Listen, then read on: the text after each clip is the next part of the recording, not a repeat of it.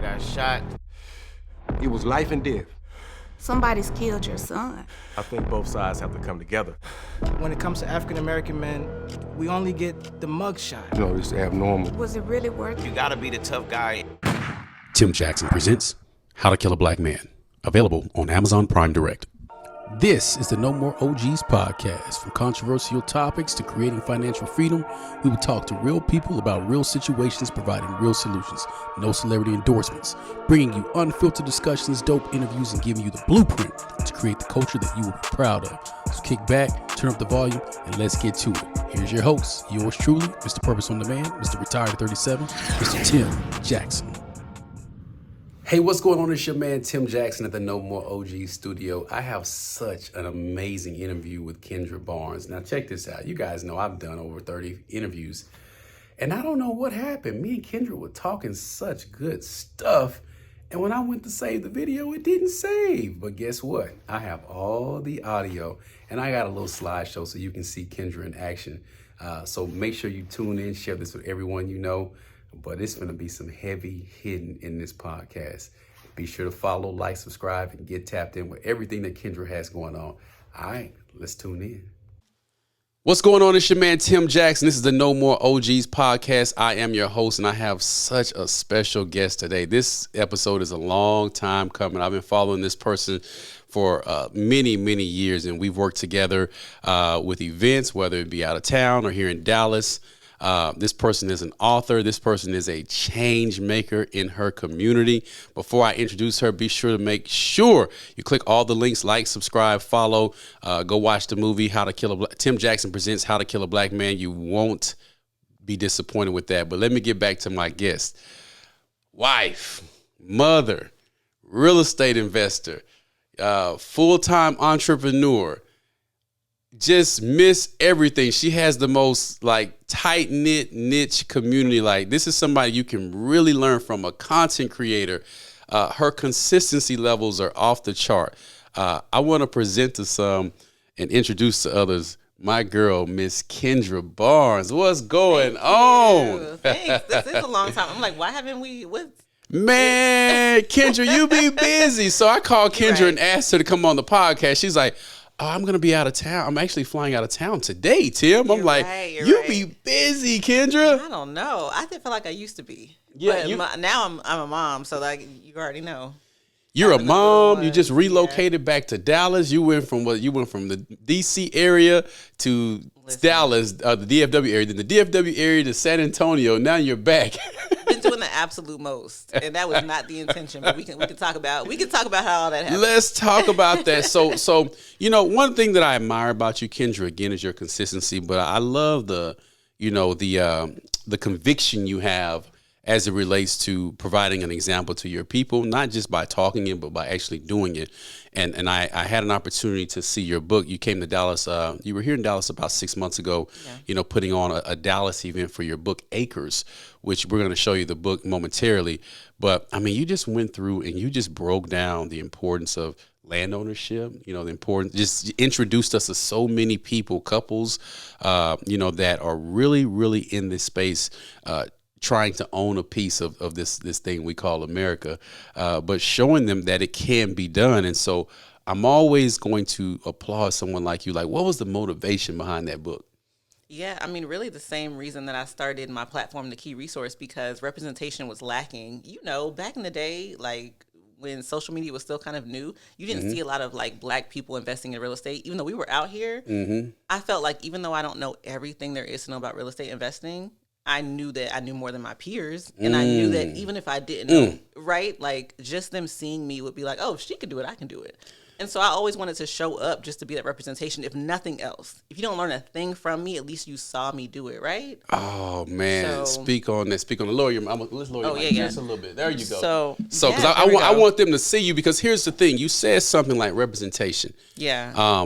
In the Black community, we often scream to the top of our lungs that no one's representing us, that there's not enough of us in the room. Right. what tends to happen is that when you do get in the room with a lot of our people, and I know y'all gonna get mad about this, a lot of our people serve as gatekeepers. A lot of our people, not all, some, they hoard the information and keep it from you because they don't want you to outshine them. And I'm speaking on personal experiences and experience of my friends and family.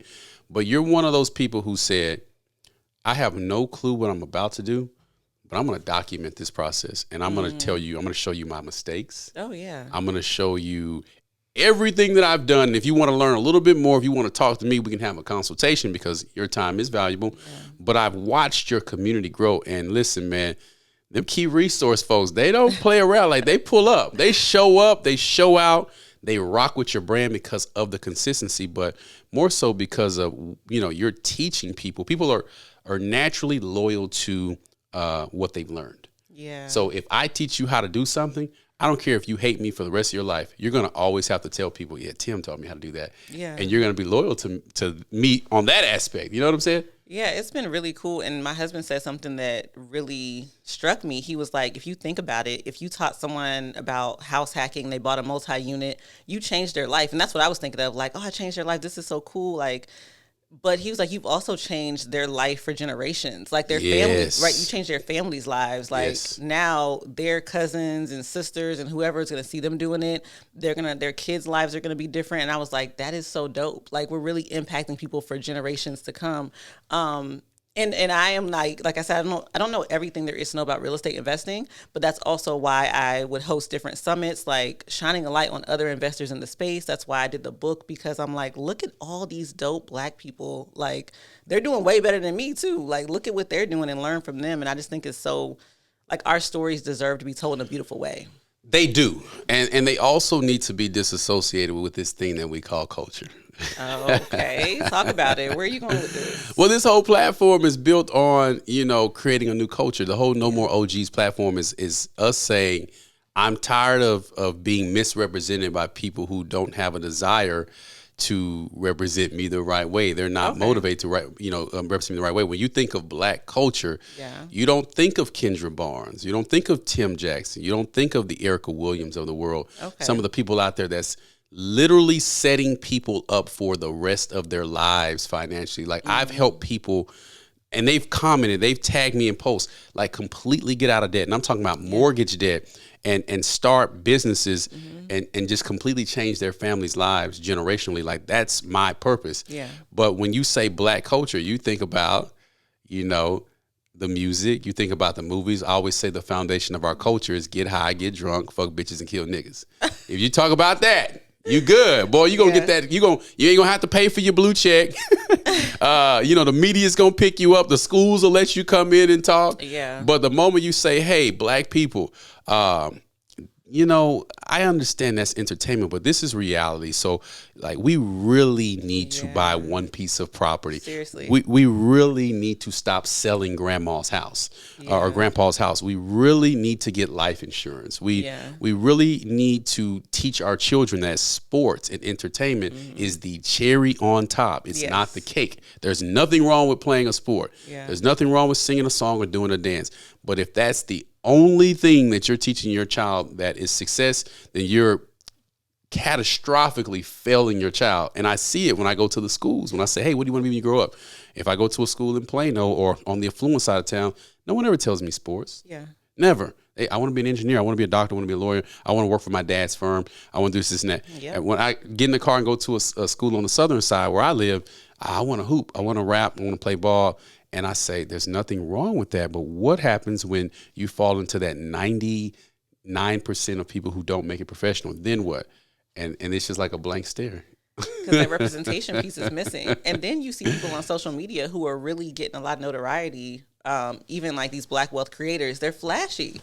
And it's like, and you ain't never seen me on social media showing any kind of luxury, anything. And I mean, I think there's a need for it too. Like we deserve luxury. Absolutely. Right? And so I drive a Hyundai though. Like I love my little Hyundai, but I think that's also like I can't stand that those creators who are always let's talk about it, Kendra. And a lot of them creators have gone back to work.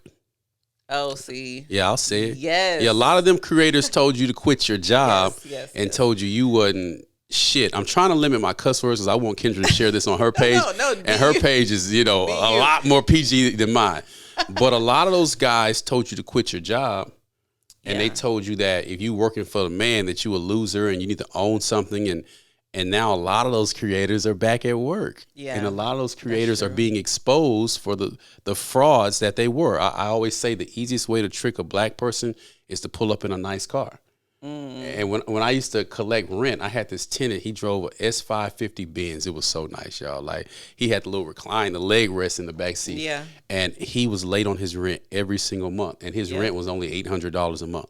Yeah. And this I got a similar story. A tenant with the Benz on Section 8. Car nicer than mine. Yeah. And it's just like, okay. I would go to the mall here locally. I had my embroiderer there. And I would see this guy at the mall. Out of a year, I would see this guy at least 6 times walking around with just bags full of bags. And I would just look at him like, hey, as long as you have that money on the first, I'm good. And he was late every single month. Like, I made more late fees off of this one tenant than I've made ever in the history of me managing, clients. But you know what? That's what validates us. And I would pull up in my old Toyota Camry that was 3 different color blacks. People would probably think that he owned the property and I was the landlord. And we get lost in the illusion of what it looks like. Yeah. And then when somebody try to show you what it is, it's like we act like we don't understand it. And I say we, I'm not saying y'all or them. I'm saying we, because you know what I did when I was 17, 18 years old when I moved out of the house? I went and got in a car debt. When I got to the military, I bought a brand new car as an 18-year-old, 19-year-old airman. You know what I'm saying? Like, why? But that's what I thought was cool because I feel like the car would impress people. And then when I realized that's a huge liability, it depreciates. Later in life, I became a underwriter for one of the largest auto financing companies in America. And I realized how much of a liability a car was. And let's talk about that Hyundai. Hyundais have the best warranties. They last hella long. They're so good. My Hyundais and Kias. People sleep on them. Kia, I'll never buy a Kia again. We had a Kia before this. Which one? The Kia Sorento. Worst. The SUV. It was the worst ever. Okay, but the Hyundai, like, they really stepped it up. They have all the, like, luxury. Anyway, this is not a commercial. No. Talk but that. They have all, like, I was going to get a, what is that Genesis? car? No, not the Lincoln. MKZ? No, I can't even think of what the Z something. I know the SUV one, right? Anyway, I was going to get like a luxury SUV. And then the Hyundai had all the features that one had at like half the price. Ain't that something? And I'm like, I'll do this. And I love it. Anyway, but. And then they got the Genesis line now, where the Genesis line essentially is, what Infiniti is to Nissan or what Lexus is to Toyota, and those Genesis, man, those things are fly. Like, I know a lot of people that work for the Hyundai call center here in Dallas. Or it's in Plano. Oh, okay. And they give them like a super huge discount because they drive the cars around and, so like, I think you can rent those cars or lease them for like $200 a month. What? Yeah. I had a friend of mine, her whole family, all of them had Hyundais, I'm sorry. Oh, and then she had the Genesis. Yeah. And she was like, I only pay $300 a month because it's a company lease. And you know what I'm saying? Like, they want us to showcase them. Oh, and so they're nice cars, but not to talk too much on that because I want you all to understand it's okay to have nice things. Like, it just needs to be the cherry on top and not the cake. And I feel like within Black society, we focus a lot on the cherry on top, and no one can say that out loud because we have these barriers built up that whenever you start having accountability conversations, you a hater or you a coon or you this or you that. And it's just like, no, man, I'm not expecting the people that we have acknowledged to disenfranchise us to come and save us and teach us this stuff. At some point in the game, you need to listen to a Kendra Barnes, a Tim Jackson, a Erica Williams, a Dr. Claude Anderson, someone like that who's saying, hey, this is specifically how you do it. And, being a millionaire, $1 million ain't a lot of money.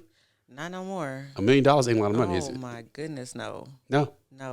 And that is a hard pill to swallow. Like, yeah, it really's not. It used to be a time when $1 million meant something. And now, and I hate dating my shows, but this day and age, go back and look at the notes and see, when this show dropped.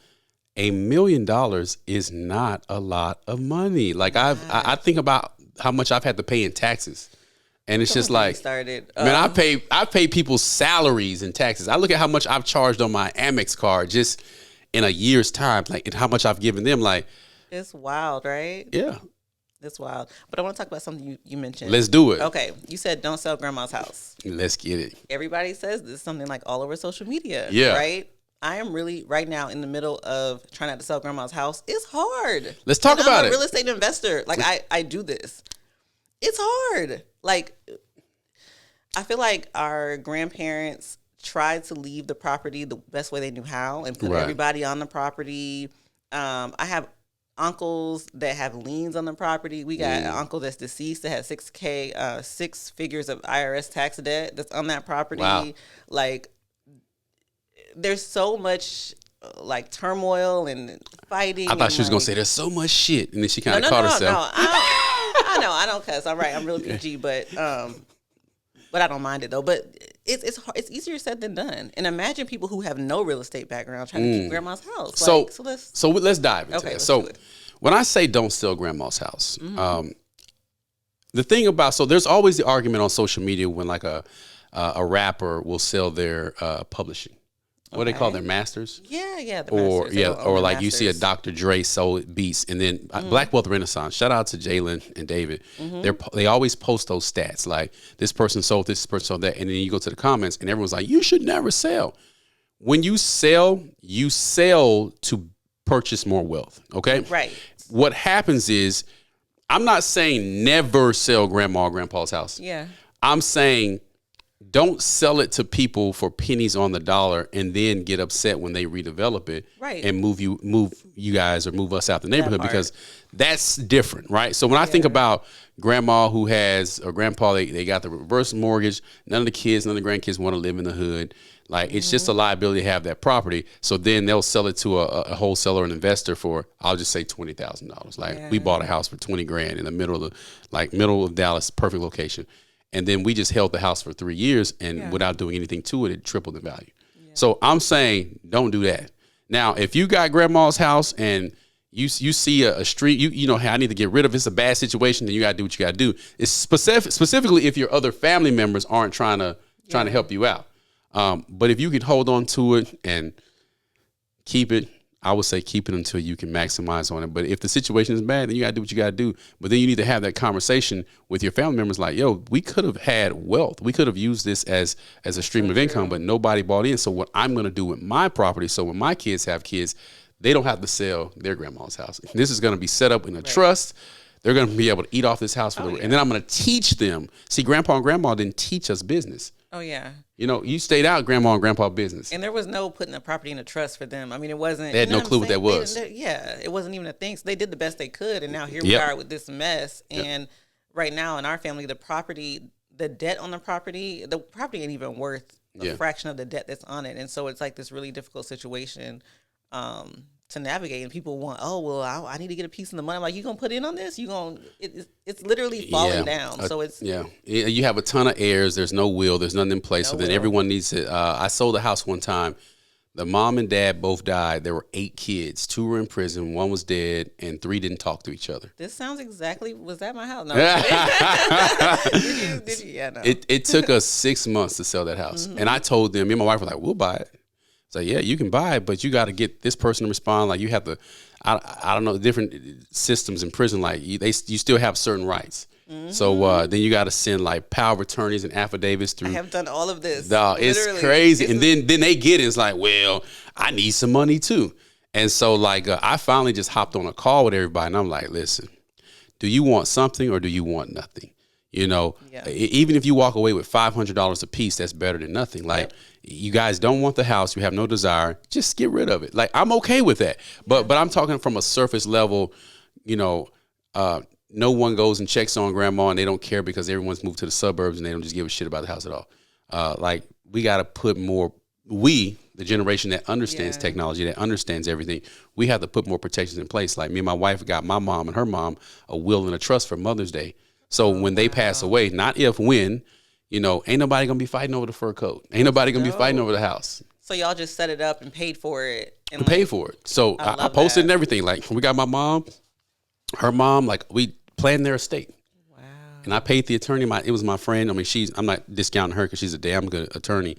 And we paid her price. We paid her fee because I like to patronize my people. But man, we set it up.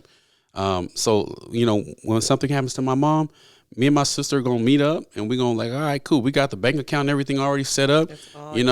Everything's gonna pass through the right way. That's dope. Same thing with my wife's mom. When something, when she leaves this earth, it's set up for her to be in control. Her brother gets a piece. The grandkids get some entitlements to that. Like, that's it. And that needs to become the norm, Kendra. It really does. That needs to be the culture. Yeah. People don't like talking about stuff like this, though. Like, I don't like talking about death or, people, I don't know. It's like this taboo thing. I'm just like, but it's going to happen, though. I love talking about it. And there's a saying, it's like, you don't have to create your own will, but you have one because the state will create it for you. Like, man, you have an estate plan. Or do you want to control it or do you want to let the state control it? Like, that's right. I want to say one of the attorneys, either Candace or DeMarcus, came on here and said the exact same thing. Like, there's one out there. Yeah. You just don't control it. And what's going to happen is you're going to get it tied up in court. Yeah. And then they're going to probate it, and they're going to make a decision that's not going to benefit you. Yeah. But I feel like that needs to be our culture. Like, don't get me twisted, man. Like, I enjoy a good rap song. I like a little ratchet from time to time, a little pepper. Like, if a Jeezy song start playing right now, I would rap the song. Same, believe it or not. I know, I believe it, because it's typically the women like you, the really reserved, chill women. Know every word to every Jeezy song. I'm a Gemini though, so you never know what you're gonna get. So I'll never forget when I was dating Yana, and we were driving down the street, and we were listening to Webby. And by the way, Savage Life is the best Southern hip hop album of all time. Okay, Argue with your mama. Said Southern hip hop. Argue with your mama. Argue with your mama. Savage Life by Webby is the best Southern hip hop. Okay. You can play it from start to finish. So on the way home, I want you to listen to Webby Savage Life. It's gonna start off with it's a song called Geesh. I ain't gonna cuss no more. And tell me what you know about me. Anyway, so we're listening to Savage Life, and Yana, this song comes on, and it wasn't one of my favorite songs on the album, but it still hit.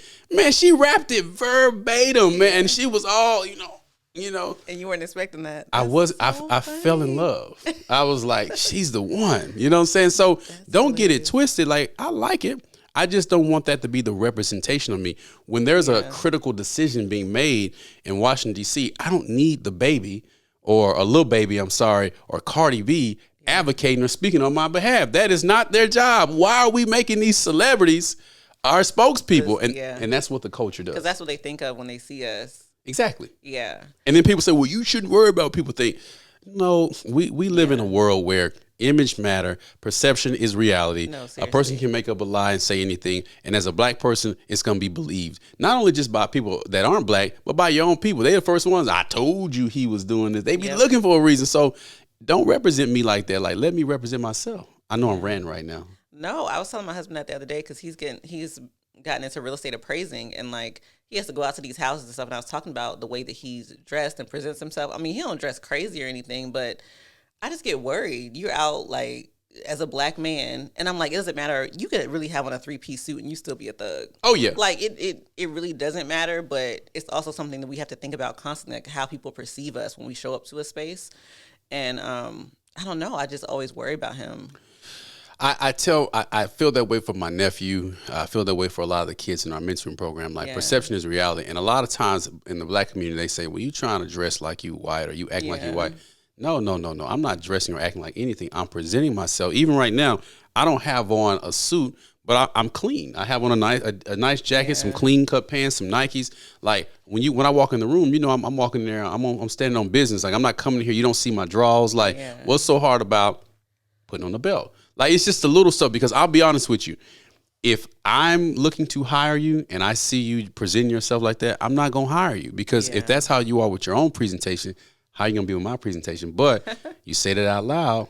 You hating, you cooning, or you talking down on your people. It's like, no, it's just accountability season. Like, I'm tired of y'all misrepresenting me. It's that simple. Yeah. It's that simple. Yeah.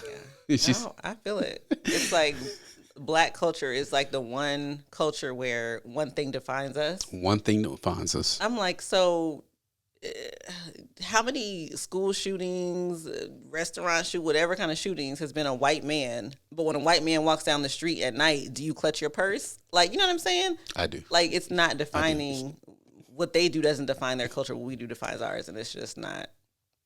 It's not fair. I'm petty. When older people, white people walk by my car, I lock the door. No, saying like for me, I be suspicious. I'm like Of everybody, right? Yeah, I'm like. But no, what you're saying is real. I mean, it goes back to Trayvon Martin. It goes back Yeah. to, you know, a lot of people who have been caught up in situations where just their complexion made them guilty, and it justified them losing their life.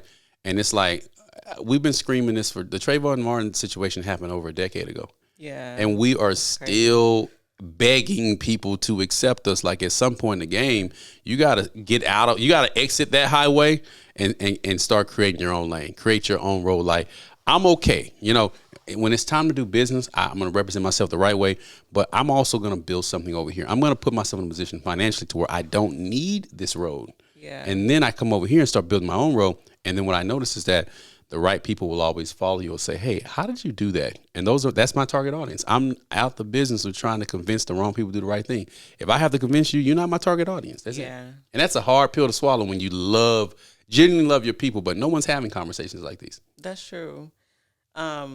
And another thing you said too about like just the representation piece. Well, I guess, is it trying to prove something? Because I feel like that's why I do what I do too, because I think we need to normalize Black wealth. So I want to make sure that people see like we're not all just rappers and entertainers. Like we're out here building wealth. We own real estate.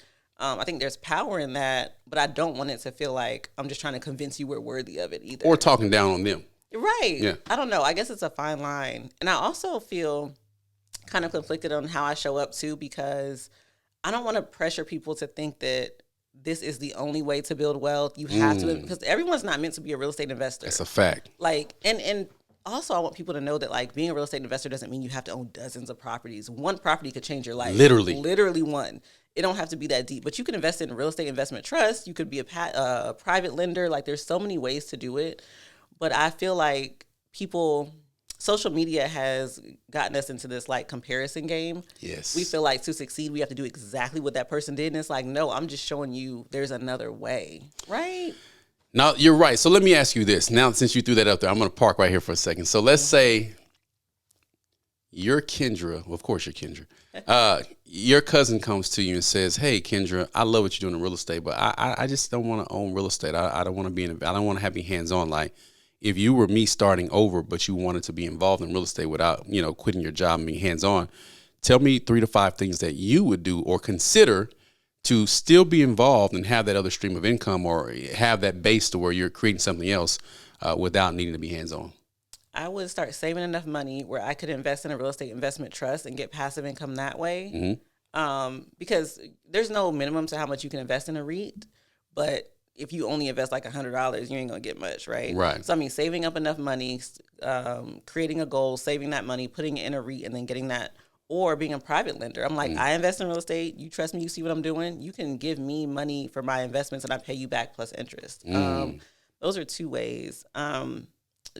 Buying a house for yourself, house hacking, right? Like that's a way to get into it too. So explain what that is, because a lot of house hacking is becoming a new concept, specifically in the Black community. Yeah. I probably know my old roommate house hacked, and I didn't know what house hacking was at the time when I was doing it. And I found out what it was. Essentially, he just rented a room out to me. He had a really big house. Yeah. But I brought Marlon Walls on here, and he house hacked. He was in his early 20s, and he was house hacking, building portfolios. So can you explain to someone what that means? So house hacking is when you buy a multi-unit property, you live in one unit and you rent out the other units, or you can buy a house, live in it, and rent out the rooms. It's basically making money off your primary residence. Okay. And so house hacking is what set us up for financial freedom. Like my husband and I house hacked a 4-unit apartment building in DC, and your tenants are paying for your living expenses. So Facts. You're making money. You're also living there essentially for free. And it's a really great opportunity. So house hacking is old. People have been doing it since the beginning of time, but like you're right, it's picking up popularity now. There are so many benefits that we could talk for house hacking like for an hour. I want to hear some benefits. Like Okay, give me the cliff notes because that's notes. why I bring people like you on here. Like repetition, is what keeps you here. When you watch a television show, if you watch a 30-minute TV show, you're going to see the same commercials 6 times. Yeah. And by the time the television show is over, maybe an hour later, you're going to have a taste for whatever you, right? Because it's constantly on your mind. That's so true. like, I want you to talk about it. I want you, like, I don't care if you've heard this before. I want you to hear it again and again and again and again, because it's got to sink in that You don't have to go out there and get into a ton of debt or take on some crazy venture to become wealthy. I literally, my first investment property was my property that I owned for myself. Yes. And that property, I call it the bank, because that property financed so much stuff for me, and it built me so much wealth that I was able to retire at 37. I was able to walk away from working and just say, I have residuals now. I don't have to go to work if I don't want to. Yeah, and it started with one property. So talk about house hacking. So house hacking. So let's say you want to get into real estate investing. People want to buy a rental because they see me and you on there. Whoever's talking about real estate, they want to buy a rental property. If you go to a bank right now and ask for a mortgage for a rental, you got to put 25% down. That's a lot of money, right? Off the top. That could be like $80K easy. 25%. Not nobody. Who has $80K just lying around? Not a lot of people do.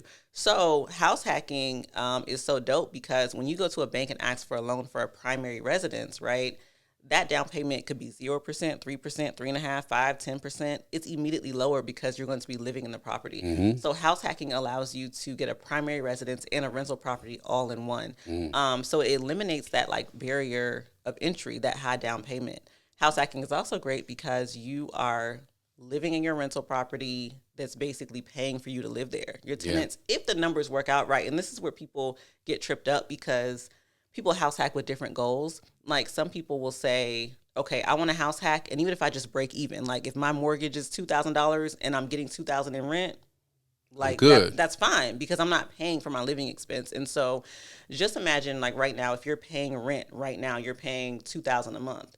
But you start house hacking, you're no longer paying that $2,000 a month. Even if you're just breaking even with your house hack, you're pocketing that money you were paying in rent. You know what I'm saying? Absolutely. That extra $2K a month could go towards debt, student loans. You could save for your next investment. And so some people house hack with the goal to break even. Some people house hack and they want to make a few extra $100. Some people house hack and they're like, I don't even need to break even. I don't even care. I'm not going to pay the whole thing myself. I had a friend who did it, and he literally just made an extra $300 a month. And that extra $300 a month went towards his little vacation fund. Yeah. Because that's $300 less he's paying in his mortgage. Yeah, and you have now purchased what's hopefully an appreciating asset that you're not having to pay for because your tenants are paying for it. And so you're making $300 a month, but when you move out, because you ain't gonna live there forever. Nah. When you move out, then you're gonna make that plus some. So the other great thing about house hacking is for first-time home buyers. It's not just for first-time home buyers, but if you are, you can use programs like NACA or any other state or local first-time home buyer programs and literally get the house for nothing down or little to nothing down, because there's all these down payment grants and assistance programs you can use to eliminate or lower your down payment. So there's so many great things about house hacking. Also, the way that you can qualify for a loan too. When you go to a bank, right, and you're asking for a mortgage, they're going to ask you how much money you make, what's your debt to income ratio, all these things. They're going to qualify you based on that. But when you're house hacking, they're not just qualifying you based on your income. They're qualifying you based on your income plus the potential rental income. So if that property, talk to him, Kendra. Yeah, if that property is going to make $20K a year in rental income, the bank is going to take 75% of that, add that onto how much you make, and say we'll qualify you for more because you're going to be making more. Talk to him. And so, and that's primarily for multifamily guys. That's for multifamily. Yeah, and in Dallas, one thing about Dallas, and you've probably found this out, we're not a multifamily metroplex whatsoever. It's super hard to find duplexes, triplexes, fourplexes. You typically have to buy apartments. So the 1 to 4 family, ratio through the HUD or USDA or VA is really difficult because Dallas is so big. We're still building out. We're not building up. Yes. Whereas in a Philly, a DC, a New York, primarily East Coast or Midwest, they're building up. Dallas literally has over 100 suburbs. And I explain it to people there's this DFW Metroplex between Dallas and Fort Worth. There's over 100 suburbs. But FHA just made an update where you can use that same rule if the house has a guest house, which is very popular out here. Yep. So for the guest houses, mother-in-law suites, now you can use that income qualifying rule, which is a game changer. It is. But yeah, typically, if you're not using FHA, it's just for the multi-units. But yeah, me and Jan are looking for a house now that has a separate unit. Same.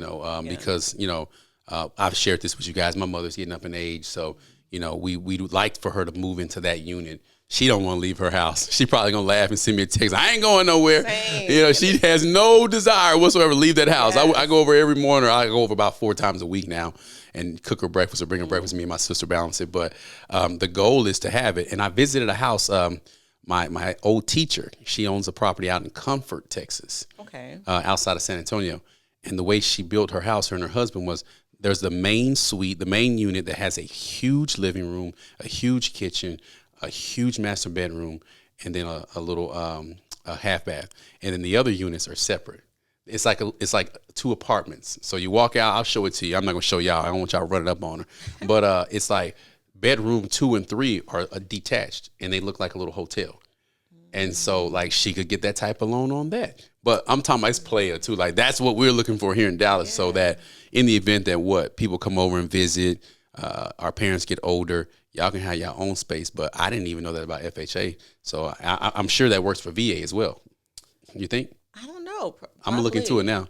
Oh yeah, because we still have the VA loan too. Yeah. But Lennar has the Next Gen. Have you seen those? I've seen the Next Gen. Now, what you think about them? Well, my in-laws, we try to convince them. They're like, that's too small. I think it's cute, but Yeah. I mean, it's kind of high too. Yeah. I'm like, we could build it for. Yeah. Right. So I've seen that. I actually sold a Lennar home recently. Oh, really? To a client, and I saw the Next Gen where you walk in and you go to the right and it's like a whole apartment. Yeah. And it's attached, but it's closed off, if you will. Yes. And so I thought that was really cool.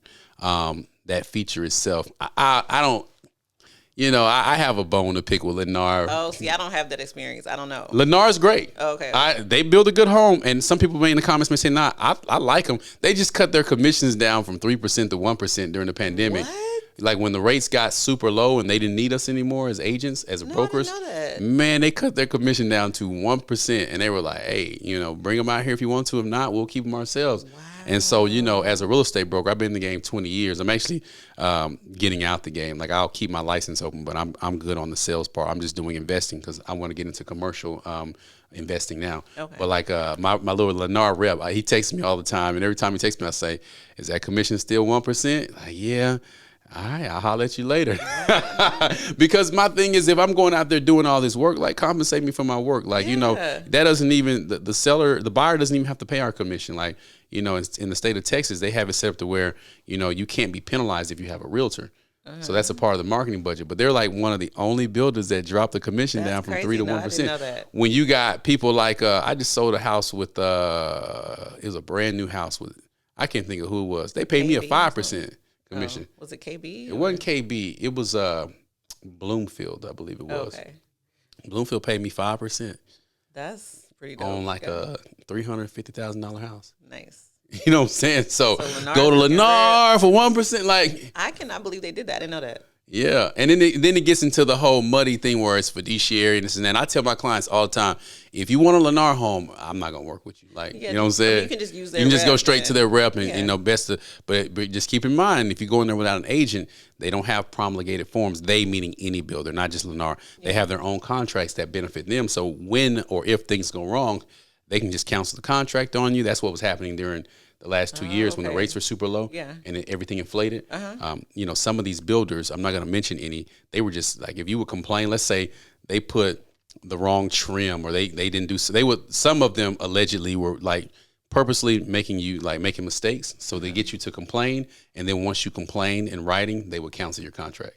Because they had so much of a demand. Well, and they were just like, and they have all the leverage. Okay. That's why I tell people when you go to a builder, always, always, always go with the real estate agent because we understand how to navigate that contract. We understand how to navigate those waters. We know what to say to them that's going to get them to release your earnest money back if you want to walk away. Like I had a client had walked away from a builder. He put up like $25,000 and they were trying to keep his money. So I just sent a nice little email. I'm a broker. I know how to word it and explain to them why it would be advantageous of them to release his money. And he had his money back that day. Yeah. But they were telling him nah, you good. You ain't getting this back. You signed and that's it. It's like, nah, that's not how it really, really works. Yeah. You got someone to advocate on your behalf. Yeah. What do you think of the viral clip of the girl saying she didn't know about her property? Did you see that? Her property tax? Break it down. No, you tell people. Break it down. Okay, so I didn't. I've heard about that. Essentially, the lady didn't realize that when she bought a new house that, am I saying this right? Because when you buy a new house, the land value is based on just the land. It's not based on the structure, you guys. So I explain to my clients, what they're going to do is they're going to, they look at your county. They look at, like in Dallas, we have 4 tax municipalities. You have the city of Dallas, I believe, Dallas County Hospital, Dallas County Schools, and then just Dallas County. So I believe that's 4 tax entities. So what happens is when you build a house on land, the tax value is going to be on the land, not the property. So your tax bill may be, I don't know, $500, but the next year, when they pull out the tax bill, you're going to have to pay the value. So what my title companies tend to do is they look at the tax rate and then they multiply that by what the house is, if it's 3.5% total, and then they escrow that much money for you. So you're going to pay that much money until next year. And then when the tax bill comes due, if you owe more, they just say, hey, you're a couple $100 short, or if you overpay, they give you the money back. Well, this young lady's agent or whomever or builder didn't explain that to her. Yeah. And so there you go. A lot of people don't realize that their taxes will change year to year. Yeah.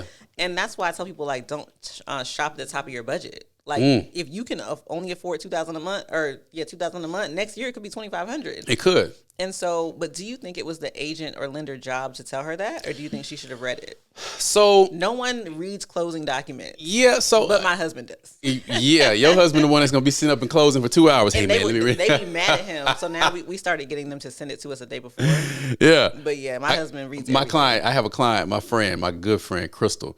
Her first closing she went through, she was literally reading everything word for word. I was like, Crystal, like, we've already went over this shit. We laugh about it until this day, but she was like, oh, I didn't know. I read. I have, she's got a PhD. Reading ain't nothing to her. They be scheduling that closing for 30 minutes. Yeah, yeah. You can't go over that. My husband be like, oh no, this is my life. Like I'm reading this. Yeah. So it's a catch-22, right? Because I read everything. Mm-hmm. Then again, I have a real estate broker's license, so I'm familiar with it. Yeah. When somebody sends me a contract, I read it. Yeah. Because my thing is, who am I gonna sue if things go bad? Not everyone thinks like that. Not everyone thinks like that. Me and you done been through the fire. We done been burned a few times, right? Helping people out and having a big heart.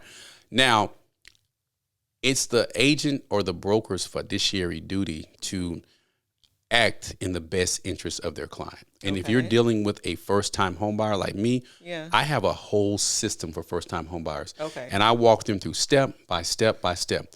I explain the payment aspect of it in our first conversation. Okay. Literally, I explain how it works with taxes. You're a good agent. Man, you're a good agent. I'm that dude, man. I've been doing this, man. Again, I'm a broker. So, whenever things go wrong, that comes back on me. Yeah. And I feel sorry for people like that because it happens all the time. I had a client once called me and, she really wasn't a client. She was supposed to buy a house to me, and then she ended up going through the builder.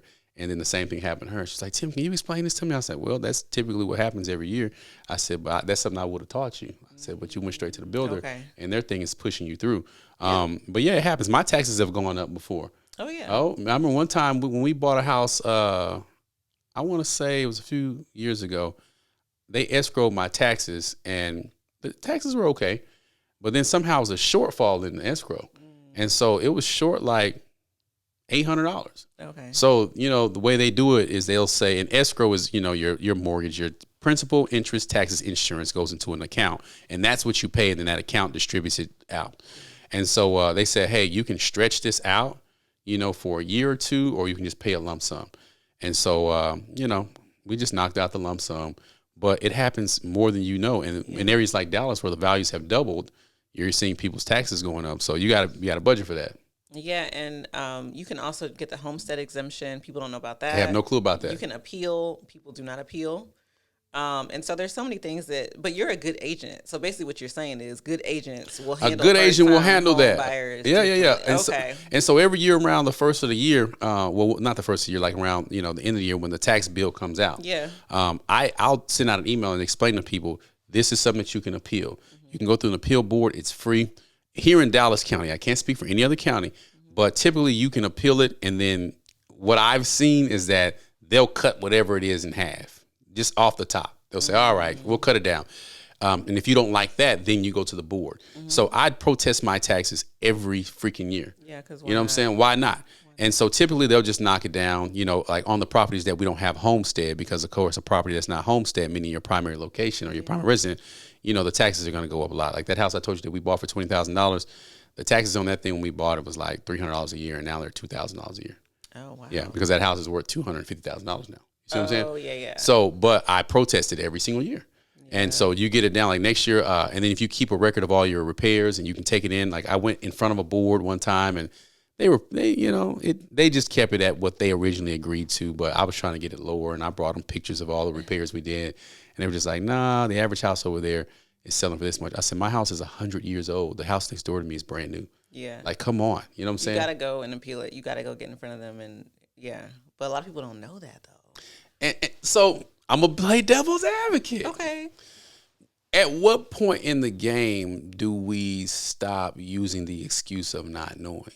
Because we know every dance. Like, if I had $1 for every time I saw someone posting that Tamia dance, I'd have about $74, right? Like literally. So we can take time, and that Tamia dance is hard. No, I ain't gonna never learn that dance. I ain't gonna ever learn it either. It's a twist and a turn. Like the Kane Wayne with it was a struggle for me. All you gonna get is electric slide from me. I ain't gonna get it. Well, you'll get the electric slide from me, and then you'll get the what's the one we were just doing it on the boat? The one that the women like I can't think of it, but y'all know what I'm talking about, those line dances. Like you'll sit up and spend an hour learning a line dance. Why can't you spend 30 minutes figuring out how to get out of debt? Why can't you spend 20 minutes figuring out what's the process of buying a property?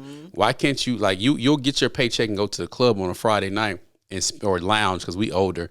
My thing now is the cigar bars. I'll go to a I ain't about to be in no club, but yeah. Yeah, I've been going to the cigar lounges. Really? Kendra, I've never been. So, okay, you smoke cigars. I just started smoking cigars like a week ago. Okay, Yeah, no, that's what this podcast is about. I can't understand, how is a cigar not addicting if it's the same thing? Because you don't inhale.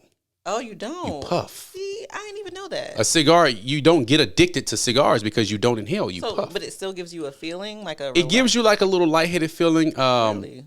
And then if you go to a really good ventilated cigar lounge, it's not as bad. Some of the other lounges that don't have ventilation, they'll have you like smoky. Okay. And then like for my wife, she can't go to a cigar lounge unless it's wash day, because it's going to be stuck in your hair. Oh. So like. I didn't even think about that, yeah. Yeah, it will be stuck in your hair. It's a strong smell. But Kendra, I've been going to the cigar lounge. Shout out to my man, Fred Durham. I'm going to say his full name, of the Gentleman's Roundtable.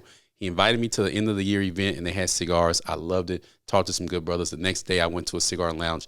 And when I tell you, since then, I've met one guy who's pledged, he says he's going to pledge $100,000 to Real Youth Mentoring. Wow. I've been looking for a boxing gym for the last 3-4 months for me and my son. And I've looked all over Dallas. I met a guy who runs a boxing gym 5 minutes from my house. But he's an older guy, so he's not on the internet. Right. You know what I'm saying? Like, and he's like, yeah, man, I love the kind of stuff you do. And, we do stuff in the community. Like, he just started breaking down all the stuff he does in the community. And he's literally a guy that every boxer, your favorite boxer, knows who this guy is. But he's just so low key. So that's going to be a connection for Real Youth Mentoring again. And then I met someone else that's into commercial real estate. And they was like, hey, I can show you what I know about commercial real estate. Let's just go grab coffee, because black people own less than 1/1,000,000% of commercial real estate in the United States. Yeah. And that's being generous. Because it's overwhelming to even, to try to get into that industry. Like, where do you start? What do you need to know? And who is out there teaching it? Is it? That's how I feel about it. Okay, go ahead.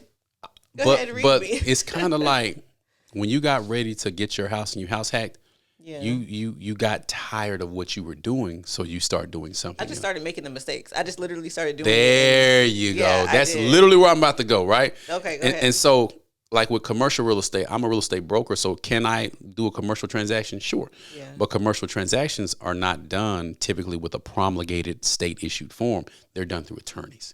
Okay. So what you got to do is you have to find a real estate attorney and pay them the $200 an hour, whatever they charge, and you have to go in and tell them exactly what you want to do, and they will tell you exactly what you need. It's like, okay, really? This is what you do. You need this, and that. Now, as a zoning commissioner, as a previous zoning commissioner, I learned the back end because, like, commercial real estate is so unique. You got to know the zoning. You got to know what you can do with it. You got to know what land you can build on. Yeah. But that didn't take me 2 years. That took me 2 public hearings, and those public hearings are open to anyone. You can literally go to the City of Dallas public hearing site and watch how they do everything. And they're so they have to disclose. So not only can you watch it, there's this 600-page PDF that literally discloses every detail of every zoning case. And you can literally become a zoning consultant and charge people to do this, but we won't sit down and put the time in. But we'll go pay somebody, $997 for a course that we'll never take from a guru that didn't do it. They went and bought the course and had a VA, just rebranded, and then we feel some kind of way when it doesn't work. Yes, as someone who has sold courses, it's wild how many people don't even complete the course. I'm like, you paid for this, and you're not even using it? You check those numbers too, I don't even really sell courses anymore. I was so tired of like marketing and the whole thing, and I'm a homeschool mom now. But it's crazy. People pay and don't even, I'm like, what? So that was me. I had the course that I had for $97. I think it was $247. And then like I was watching it, I sold a pretty decent amount, but like only, and I'm not making this up, only like 5% of the people actually went through the whole course. Yes. So then I lowered it to $97, and there was like less people watched it. And then I got the $9 Academy now, and I actually get a pretty good turnout on those because I've learned how to shorten the videos and make it, but like even with those, we only get a 15% completion rate. Yeah. So it's like, I would rather you get online and Google what it is you're trying to do, or get on YouTube University and just start familiarizing yourself. And then you save up a couple of $100, and then you find an attorney who specializes in that field. And then you go get the consultation, because that attorney, what do they want? They want to write the contract for you. So it benefits them to give you the information that's going to get you to come back. Like I have a really good real estate attorney, and he'll sit down with me and just talk. And so like, I ain't gonna say it on camera, but we talked about it before we started, what I want to do, in commercial real estate. Like, that's going to happen in 2024. It's going to happen. But we got to start asking ourselves, at what point in the game is the onus on us to say, I'm tired of how it always is? That's true. No, I agree. Like, why do you have to get sick in order to change up your health habits? Why do you have to lose someone to value life? Why do you have to lose a job to realize that maybe your purpose is over here? Sometimes we're climbing up this ladder. We get all the way to the top, and then we realize the ladder is up against the wrong wall. Yeah, that's deep. And people also want to wait till they're at the end of their rope to be like, I can't stay in my job anymore. I want to quit today. Like, what do I need to do to invest in real estate? I'm like, you should have invested in real estate a couple of years ago. Like, it ain't, real estate is not an overnight success thing. It's slow. And you need to be investing while you got that job, honestly. Like, it's hard to invest without a 9-to-5. It's harder. Having a job and investing in real estate is the biggest life hack. Yeah, it really is. As a real estate agent, before I became a broker, I made most of my money from my clients at work, my friends, right? Yep. But here's the thing. If I'm self-employed, I got to show 2 years worth of tax returns. Yeah. I have to show a profit. The profit has to equate to the debt to income ratio that will allow me to purchase a specific house.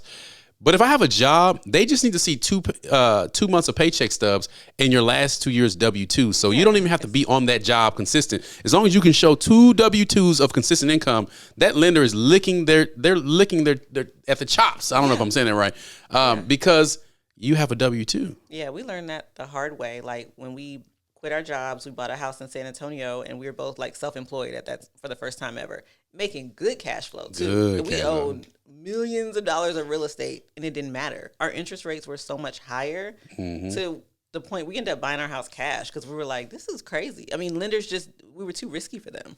And we're not like the buy cash people. Like I love leverage personally. Like, do whatever's best for you. But we ended up buying cash because it was just like nobody wanted to give us a chance. It felt like. I wish you would have called me. Because I got a lender who specializes in self-employed. Man, he got me like a 3-point-some%. We were getting some crazy rates. This was back before rates were high. This was in 2019. Oh, man. So I bought, I'm not going to go into too much details because ain't none of y'all business. I'll talk to you off camera. But this dude got me a 4. This is when the rates were like in the 4s and 5s. He got me a 3.95% rate on a 30-year fix with my income alone as a self-employed. Fix? Check this out. Like what kind of arm Watch this. Okay. He calls me back 3 years later, and he refinanced me at a lower rate for 15 years.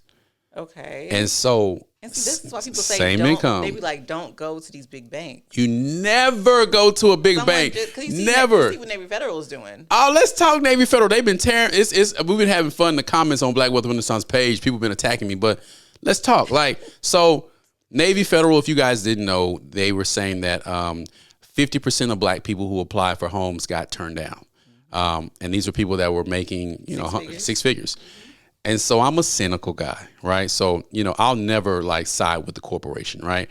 All the banks, Redline, all the banks, I worked in the banking industry. So, and I got fired from all of my banking jobs because I would always call out the bullshit. I've been fired from every banking job, with the exception of the Bank of America. I worked there as a project manager of a special project. They're the biggest villain. They are. And this was I worked there before all the stuff was coming out, but I was there for I say that if I had to equate anything to a pregnancy, it would be working there because it was the worst 9 months of my life. I made great money, but just my job was loss mitigation. So we were the team that reviewed your file before they took your house. Okay. And so I told myself then that like when I worked in auto finance, I was the repo guy. And I said, I don't want to take people's car. So then I got into the underwriting department, and underwriting was worse than repo. Yeah. Because you're right. Yeah. So then I got to the bank. A friend of mine hired me on a special project, and I just was miserable. Like, this is like crazy. I saw what was coming. But what I'm saying is this. Why do you expect for a big name credit union or bank to do right by you? Like, first of all, that credit union services the military people and their families. But two, once you start seeing commercials on TV, them ain't the people you want your, like, in my opinion. I had never thought about it like that. Like, if you have a commercial, I would never get a loan from you. Now, what happens is the brokers, that's who I go to, a broker. Yeah. He's going to get me the best loan from ABC Lending Company, and then they're going to package that loan, and then they'll sell it to Bank of America. Yes. They'll sell it to Wells Fargo. They'll sell it to Navy, well, probably not Navy Federal, but someone else big, U.S. Bank. Yeah. So you've gotten you got the plus of getting in with the lowest rate, the lowest down payment. You have a relationship with this guy or lady, so you're working with them directly. Because if you get a loan through Bank of America, your underwriter is going to be in Phoenix, and then your loan officer is going to be in Ohio, and then the person processing your loan is going to be in Texas. So good luck with that. But I get the good loan, and then they package it and they'll sell it to those guys. So now I get the systems of a Bank of America and a Wells Fargo. People are also really confused by that. Like, a lot of times your loan is sold. You think you got the loan with whoever, and then 2 months after you get the house, you get a letter in the mail, and it's like, no, you pay us now. People are like, wait, is this a scam? People are very overwhelmed by the lending process. They don't know they should shop around. They don't know what questions to ask. They just take everything that's said to them. I'm a cynic. Go ahead. I'm a cynic. You know why? Because when I bought my first house as a real estate agent, I was a new real estate agent. Man, I asked so many questions because my thing is where I come from, somebody's always trying to hit a lick on you, right? So I'm always like, hey, you ain't finna get over on me. That's funny. And then what happens is you get a Tim Jackson or a Kendra Barnes who will say, hey, guys, y'all really need to pay attention to this and do this. And they look at us as being too familiar. Well, how they gonna know about it? They look just like me. So then they'll go to someone that they don't know, who doesn't have their best interest at heart, who doesn't look like them. Not saying that you can't shop around and do business with anyone, because my main broker is not a black person. I tried to get this black girl my business, and she was just screwing us over. But it's saying that you need to do your due diligence in the event that something happens. And if you go through a broker, 9 times out of 10, they're going to sell your loan. But my broker explained that to us up front, like, hey, as soon as I package this, we're going to sell it. This lender only finances or services 10% of their portfolio. Yeah. So you're not going to be with them. And my first loan got sold to Wells Fargo. Okay. Then a few other loans that we had got sold to some of the bigger banks. I'm with a really big bank now, but it was sold to them. So you get the letter in the mail. Like, all right, start paying here. We're going to keep taking it out. Good. Right. But that's opening your mail too. Oh, I hate opening mail now. Being an adult is just... It's ratchet. This is the worst. It's ratchet. Whose idea was this? But yeah, I think the lending process is so overwhelming. But someone had just posted like, stop going to these big banks. And I'm like, okay. Yeah, I was still going to big banks. I mean, Stop going. I mean, and that's not, here's the thing. I'd rather you go to a big bank than to renew your lease. Well, yeah, that. Yeah. That part. So are you against renting ever? Like, I'm not so there's seasons, I feel like. Yeah, let's talk about that. So when I first came into the game, I was the typical overzealous real estate agent. Mm-hmm. Like, if you don't own property, you're going to hell. You know what I'm saying? Like, right. you know how the people be on social media, Literally. like talking crazy. I was that guy. You guys, I've asked for forgiveness and you guys forgave me. When Yana and I lived downtown, we didn't own that apartment. It was a nice apartment. It was like corner lot, a corner room, panoramic windows. Like, I wouldn't want to own that. In fact, you owned something. My property help pay for it. That's the difference. You see what I'm saying? And so it's like, and then let me backtrack. Yana had her stuff together. So what she had going paid for that downtown place. Because I know y'all can go back and watch other episodes where I talk about I actually moved in with her. And I told her, give me 6 months to start this business and you'll never have to work a day in your life again. And I held up my end of the bargain. So while we lived downtown, Yana had her own investments that were paying for that. Oh, nice. So she wasn't paying for that out of her check. She was paying from that out of some allotments and some things that had came to her based on proper planning by her family. Yeah. Then when we lived downtown, we bought the house in the suburbs. Okay. And from there, our rental property started taking care of that. So do I believe in renting? I'm okay with that because me and her looked at a condo, a little high rise downtown, Kendra. The high rise downtown, the mortgage itself would have been like $3,000. Mm-hmm. Bruh. The HOA was $2,500 What? a month. A month? A month. Does it come with a maid? It need to come with a whole lot more than a maid. And then when we went down there wasn't anyone younger than 55 that lived there. So what I realized is that old money. It's the old money. So what I realized is that once you start making, and this might sound pompous to certain people, and it's okay. I want y'all to get here. So, you know what I'm saying? Like, I'm telling you this to tell you because ain't no rapper going to tell you this. Once you start making so much money, you need to write some of that money off. So I'm perfectly fine with you renting a piece of property. Yeah. I'm perfectly fine with you having an additional house. I'm perfectly fine with you leasing a car. Yeah. You know what I'm saying? Because you can get that nice car and you can lease that car because your income is higher now. So you want to pay a tax bill at the end of the year, or do you want to pay $1,000 a month for that Benz that you've always wanted? And at the end of the year, you can, write that off. You see what I'm saying? So it's just all about strategically. A lot of times we think from the financial position that we're currently in. Mm-hmm. So when a person pulls up in a nice car, they pull up and they're doing something, your thing may not be cars, but I can guarantee you, Kendra ain't staying in no busted hotels when she travels. Oh, never. Kendra hotel bougie. Yeah. Seriously. Like my experiences, my lifestyle is gonna be bougie, but like other things where I can, you got me. Yeah, if the hotel ends with N, I do not stay in no. She's out. I do not stay in N's. If the blanket is not white on the bed, it's one of them old burgundy. Yeah, Yana looks at the pictures of the hotels before we even book them. So the first thing she does is she goes and finds the bathroom. If the bathroom ain't updated, we ain't staying there. Listen, I'm right there with her. Yeah, and it's like the hotels we staying in are they start at $200 a night. Not the flex, but that's like, just the standard of living, right? I was like, I told my husband that. I'm like, I ain't. No, we ain't doing that. And and it's like, but also Yana still drives her 2013 Honda Civic to work every day. It's balanced. Listen. Yeah. And she won't sell that car. She'll never sell that car. So she's in, this morning, it's raining right now in Texas. So she drove the other car. But like the only reason she drove the other car is because she had to take the baby to, childcare. And then she had to go to work. And it's just like, I want to be in a car that's safe because it's raining. Like, you know what I'm saying? Not to say the Civic ain't safe because it is, but her thing is just older. But she'll pull up. You'll see her pulling up in that Civic. And it's just like, people look at us real funny. It's just like, all right, cool. We just stayed in a Ritz-Carlton, on a 4-day vacation. And that's not a flex. That's just saying you put your money where you want to put it and you do what's best for you. Yeah. Don't shame anybody else, but let the assets pay for the liabilities. And that's it. Like, I don't like to speak in absolutes when it comes to real estate investing because there's no one right way to do it. But I'm like, when you were renting, you owned something. Like, you don't need to own the house you live in, but own something. Yeah. Like, something. You know what I'm saying? That's it. And you know what? We got to stop, and I'll say we, I see the dire need for us to become more economically responsible. I like to have fun, y'all. I love a good concert.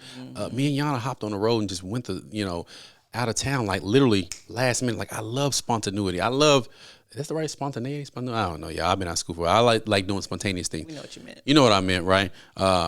But I like that. But I also understand that the reason I can do those things is because I'm in a position financially where I don't have a lot of debt.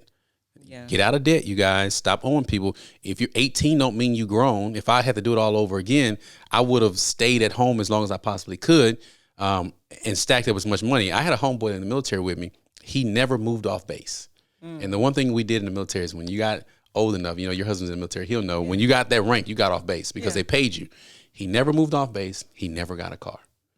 Okay. And and then because you don't move off base and you have a car, they give you money for food. So he's stacked. He stacked that money up. When I tell you, as an E4 living on base with no car, Wow. people are like, damn, what's wrong with you? He was like, shit, we all going to the same club. We all going to the same mall. You didn't need a car. Like, everything you need is right there on base. everything you need is right there on base. And then if I go, y'all gonna take me because y'all my homeboys. Y'all going too, so I'm gonna ride with you. Smart. And if you need gas money, I got it. But you ain't gonna charge me no gas money because you going that way anyway, and I outrank you. And he would throw that in. We would laugh. But when he left, he had so much bread saved up. And then he bought assets that, like he bought some guns while he was up there. He was like, I'm not taking these with me. Guns always appreciate in value. He just had a bunch of stuff. Oh yeah, guns and gold, baby. Okay. Guns. I have a gun that I bought in Alaska. Man, my friends, everyone wants to buy this gun off of me because you can't find it a lot of places. But two, that gun is worth double what I paid for it. Like, and that gun is 20 years old. No, I didn't know that. Yeah, I know. I have a friend of mine he has over 100 guns. Oh, okay. And because they just don't lose value. There's going to always be a need for war. There's going to always be a need for protection. That's sad. But that's what I'm saying. Own something. Own something. Own something. Yeah. Yeah.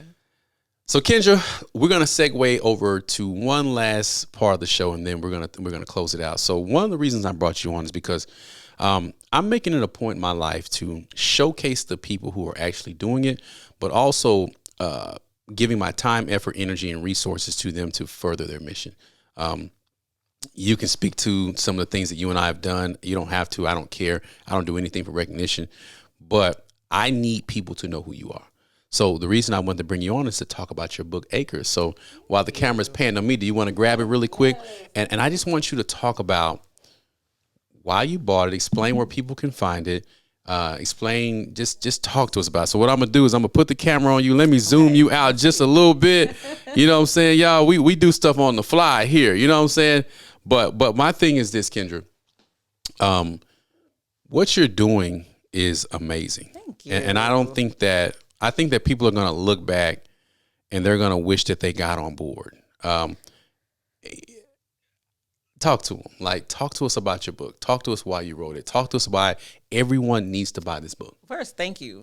Thank you. It means a lot because this book is Black history. And so I really want people to know about it. Like, so the book is called Acres. Yeah. I named it Acres, basically paying homage to the 40 acres and a mule that we never got. But we are out here building wealth. We are breaking barriers despite all the systematic oppression, all the things that were put in our ways to make us fail. There are Black people out here who are doing really dope things in real estate, who are building generational wealth. And representation is so important. What I realized when I started my brand is, like I said, I don't know everything about real estate investing, and the way I do it is not the only way. And so it's really important to me to shine a light on others who are doing it in the space. And so in this book, you will literally hear stories about people who were flipping, who got themselves out of debt with flipping, who went from homelessness to $1 million portfolios with tax lien properties. Like, there's so much inspiration. My goal is to make sure that people can see themselves represented, right? So whether you started from the bottom, started from a middle class family,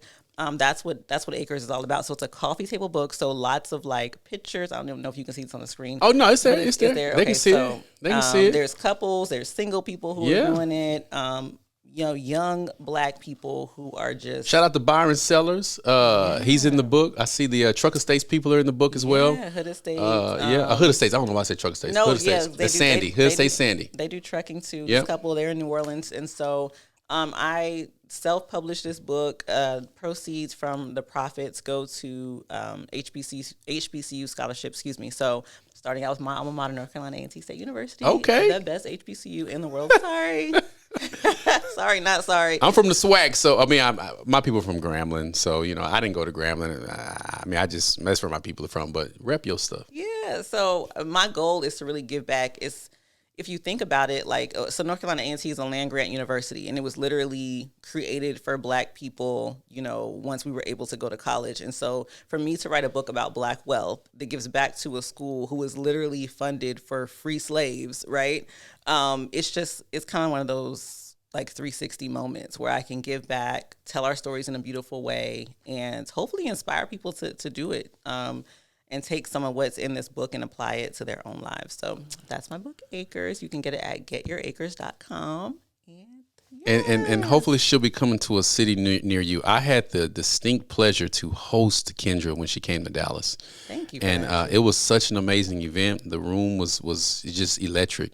The conversation was amazing. People were attentive. They were aware. They wanted to know about what was going on. There's a renaissance taking place right now, specifically in Black America. Where, Black people are tired of the same old, and we want something different. We're tired of being misrepresented culturally. We're tired of being misrepresented economically. We're tired of being misrepresented socially. And there's a group of us who are saying, to hell with what you guys have always done. We're going to do this now. And, you can either get on board or you can hop off the train. But understand, once that train starts moving, when you're trying to play catch up, then price is going to be a little bit different. And that access is going to be a little bit different because we respect the person who gets on board from the beginning. Not to say that you can't come and get on board. Everyone learns when they need to learn. Yeah. But at some point in the game, enough has to be enough. And for Kendra and her husband and her family, it's enough. Enough is enough. Like, I see a problem. I'm not going to become a keyboard warrior and just start talking crap to everybody just because, I want something to change. No, I'm going to actually go out there and change it. That was me, just seeing these police shootings over and over and over. And it's like, okay, what's the correlation? Why is this happening all the time? Why do we respond the same way? I said, nah, I don't want to respond that way anymore. I want to create something that gives us a different lane and a totally different response. And that's how Real Youth Mentoring was born. That's how Tim Jackson Realty was born. That's how everything that I've done was born. And this lane, you know what, to be honest with you, it's a tollway. It's not a highway. It costs a little money to ride on it, because you got to put your own sweat equity into it. But man, it's not that crowded. That's so true. It ain't that crowded. And it's worth it too. It's so worth it. So worth it. It's so worth it. All right, Kendra, I'm about to ask you the $1 million question. So everyone who comes on my show, with the exception of maybe the last couple people, because I'll be honest with you, I totally forgot to ask them because I was getting back into the rhythm of podcasting again, and it just had been a minute. My favorite movie is Back to the Future, specifically Part 2. On Back to the Future 2, they go back. It's based in the future, but then they have to go back to the past. Okay. And there's a character named Biff. He's like one of the antagonists, the bully or whatever. Okay. He gets a hold to the time machine in the future, which actually is now, and he goes back to the 50s or 60s. And he gives himself an almanac, a sports almanac. And he walks up to himself. He's like, hey, dummy, I'm you. I want to give you something that's going to change our life forever, essentially. And he said, what is this? He said, it's the scores to every single game from now until the year 2000, I think, 16 or 17. This came out in the 80s or whatever. He said, but it's going to change our life. And so they go back to the future, and he's a trillionaire. Like, he's completely running. He's the luckiest man in the world, but he's evil, right? Yeah. And so they have to go back to the past to correct the future. But if Kendra Barnes was a freshman on the yard at North Carolina A&T, 18, fresh home, and that first time being away from the crib, learning about life, and Kendra Barnes from today, you walking down this dark hallway on your way to class, and you see this familiar face. Mm-hmm. And it's you. Yes. And you look, y'all catch eyes, and you say, hey, I'm you from the future, and I want to tell you something. What would you tell yourself? Only one thing. You can, no. You can you can lecture yourself. What would you say? Save money, honestly, because I wasted a lot of money, but invest in Apple. But I'm also this weird person who, when this question comes up, I'm always like, but what if me going back in time causes a ripple effect where Apple isn't even what the Apple No. Act as if it's exactly. It's going to be. It's going to be. Because I kick myself in the butt for not investing in this company that I used to buy my school books through called Amazon. Because, if you needed a book online back in my day, you went to this company called Amazon, and you would go online, and they were a bookstore, and that's all they sold. And you never saw them anywhere. Else. And if I kick myself in the butt for not buying Amazon stock, because we know what Amazon is now. That's a better one. I would have said invest in Apple. Yeah. Like, that's it. And save money. Like, I graduated college with nothing to show for all the money I made. I had a lot of money in college because I had a full ride scholarship. My parents were giving me an allowance. I had a job on campus. I had an internship every summer. Like, I didn't pay for a thing, not a book, a pencil, nothing. And I had nothing to show for it because no one ever told me that those decisions at that time were going to follow me for the rest of my life. Like the credit card debt that I racked up. I'm still paying for that credit card debt now because the mortgage we got on our first house was a result of my credit score, which was, you know what I'm saying? Like I'm literally still paying for the bad decisions I made in college on that house that we have in DC. But save money, invest in Apple, and some stuff I'm not even gonna say on camera. I'm like, how much am I supposed to actually tell myself? Because I got a lot. She wasn't worth it. Oh, why did I get involved with that person? You know, it's funny because most people talk about the relationship aspect of it. Because we didn't all, you know, got that one person. I always say, you know, trust your gut, not your heart, because the heart attacks and the guts filter through the bullshit. Yes. And so, you know, every decision you regret is typically a heart decision, and every decision that you stand on is typically a gut decision. Yes. So I'm like, it's some stuff I ain't even gonna say you don't on even camera, say. but They don't even deserve the validation. No. But no, that's a good question though. I love it. Yeah, and you know what? I always ask that because one thing, I'm a daydreamer. You know, I always daydream. I like to write, but I like to go and manifest the things that I daydream about. And so sometimes I look back on my life and say, man, I wonder what would life have been like had I done this. I have to catch myself and say, no, Tim, you're exactly where you need to be in your life. And what you didn't do teaches you what you should do. You know, if I would have had it easy, I wouldn't have appreciated it. That's so true. I would not have appreciated it at all. I would just be this rich person. And I'm not going to say no one by name. I know y'all watching. You know who you are. I have one particular friend who is a millionaire, like rolling in dough. Has a lot of access to things that you and I would never have access to. Okay. And this person is miserable. Oh, yeah. And they've told me personally that, bro, what y'all see is the cherry on top. Yeah. You don't see all of the backstabbing, all of the conniving stuff. You don't see how many people come at me every day. You don't see how many times I get sued, frivolous lawsuits throughout the year just because people feel like they can get a bag from me. Dude, if I get into a car wreck and the person knows who I am, I'm getting sued. Everything I do is perfect. My children get scrutinized. Like there's so much that goes on in my life. But he said, I'm like, you know, essentially equated to a duck over water. Yes. You know, that duck is like really streaming by, so but you don't see them feet. Them feet you know, so bad, but it looks so smooth. It looks so smooth. He said, I make it look smooth, Kendra. And he said, the average person, if they were to take my place right now, they would not last. They wouldn't be able mentally. to handle it. And I'm not, I ain't gonna say what he said because we live in a very sensitive society, but I know what you know what I'm saying? Like they wouldn't be able to handle this pressure. Wouldn't be able to handle it. And you guys don't understand, like having a lot of money, you know, he said, Tim, I know that you've built wealth based on what you do. I respect what you're doing. So you understand it. He said, but just imagine what you have, you know, times, you know, 40 or 50. And I'm like, damn, like I got enough problems of my own. I could only imagine. People be like, oh, I want to have a year like, I want an Issa Rae year. I want to Tabitha Brown year. And I'm like, don't pray for their life. Like, and I love Tabitha Brown and Issa Rae. Love them. But you have no idea what you have battling no idea what they're going through. And you don't know if you can handle what they're doing. Like, I want a Kendra Barnes year. Whatever God has for me, like, I don't know if I can do what Tab Brown is doing. Like, you know. Depression and loneliness alone can take you out because what you'll find is when you start achieving success, you isolate yourself from not only the world, but you isolate yourself from the people that you've known your whole life. Because now they start looking at you differently. You know, that you think you better than you. The older I get, the more I understand that one uncle or that aunt or that cousin that never came back around. Oh, I know. Yeah. You know what I'm saying? Because in the black community, and I don't know how it is in other communities, I can't speak, you know, we look for one person in our family to save us. We look for one person in our family to carry us. You think about a kid going off to the college and going off to the pros at 19, 20. You know, they go do their speech, you know, I'm glad I got drafted. I can take my mom out the hood. And it's just like, whoa. It shouldn't be your duty to take your mama out the hood. That should be the least of your concerns as a 19-year-old, taking your mama out of the hood. We're always, and that's why black wealth is how it is, because we are always responsible for pulling everyone else up. That's crazy. Rather than us getting left money and left houses and all that kind of stuff, we're responsible for then, you know, and that's something that's kind of unique to the black experience. And it's like, the last thing an 18-year-old should be worrying about is getting his people out of the hood. But to speak to that, there's no incentive to stay where you are if you're black.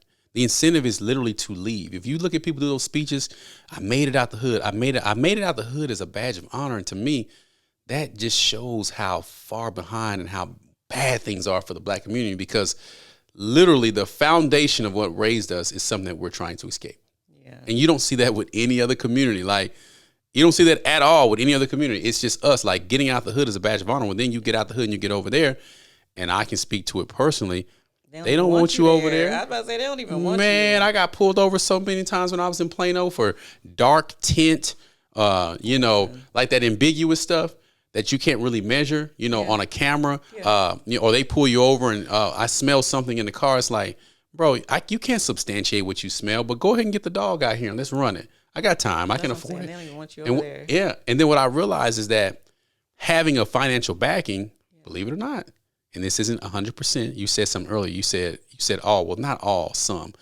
Being able to financially back yourself against things like that will severely limit yourself being targeted, because when a person knows that they can't disenfranchise you because you can fight back financially, they leave you alone. Mm-hmm. Like, I've been pulled over by the police here in Dallas, and not knocking the police here in Dallas. We have great police.